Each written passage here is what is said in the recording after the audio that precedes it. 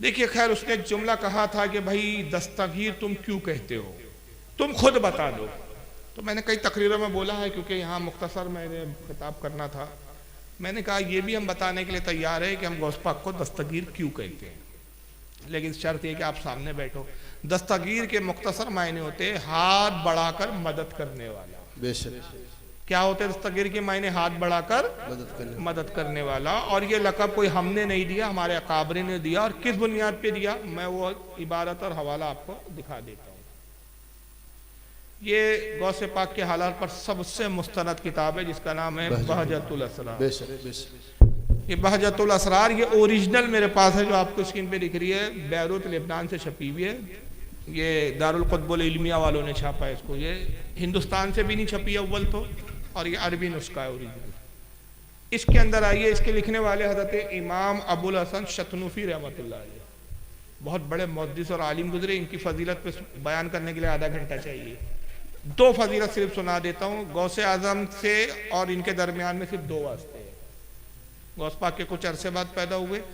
सरकार गौसे आजम ने इनके बारे में पेशन गोई की थी कि मेरी सदी के कुछ अरसे के बाद एक शख्स पैदा होगा, अबुल हसन उसका नाम होगा, मेरे हालात पर वो कलम बंद करेगा वाक़यात को, और उसकी शान अज़मत ये होंगी कि जो मुझे ना पाए उसको देख ले, जिसने उसे देखा गोया उसने मुझे देखा। सुभान अल्लाह। और अल्लामा ज़हबी, इमाम ज़हबी रहमतुल्लाह अलैह, जो अस्मा और रिजाल और जरह तादील के बहुत बड़े इमाम हैं, कहते हैं कि इमाम अबुल हसन शतनूफी वो इमाम है जिनको मुहक्किकुर रिजाल कहा जाता है।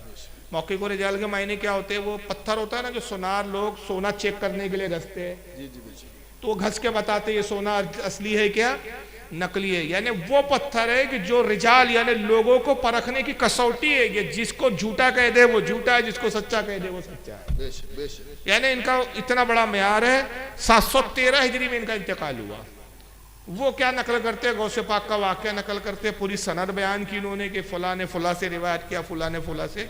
और फिर यहाँ तक वो कहते हैं कि उमर अल बज़्ज़ार या यकूल, उमर अल बज़्ज़ार जो है ये रिवायत करते हुए कहते हैं, कहाँ चला गया,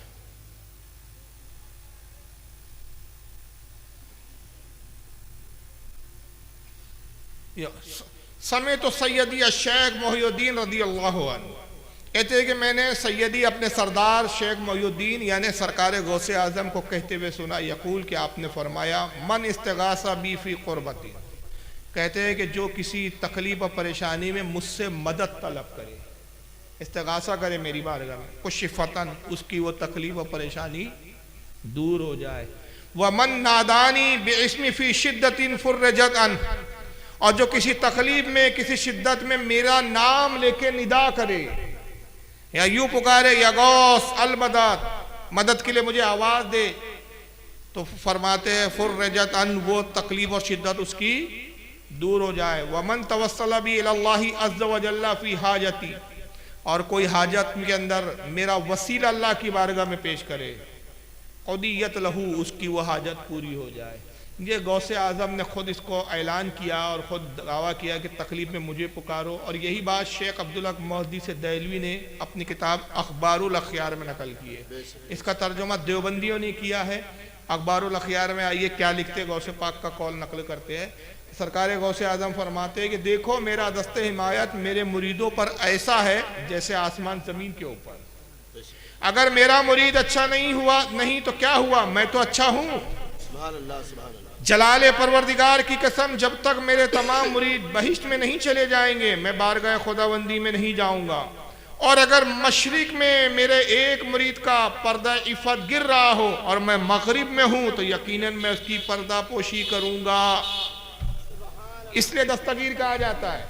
गौस पाक कहते हैं मैं मशरिक में रहूं और वो मगरिब में उसका पर्दा इफ़त गिर रहा हो, यानी उसकी इज्जत पे दाव पे लग जाए, उसको तकलीफ परेशानी हो, और वो मुझे निदा करे, मुझे मदद के लिए पुकारे। मशरिक में रहकर मैं उसके लिए मगरिब में मदद करूँगा। इसलिए कहा हाथ बढ़ाकर मदद करने वाला। और फिर आगे वही कौल लिखा है दूसरा जो मैंने बयान किया कि हज़रत शेख ने फरमाया कि हुसैन बिन मंसूर हल्लाज के ज़माने में कोई उनकी दस्तगीरी करने वाला और जिस लर्जिश में वो मुब्तला हुआ इससे कोई बचाने वाला नहीं था।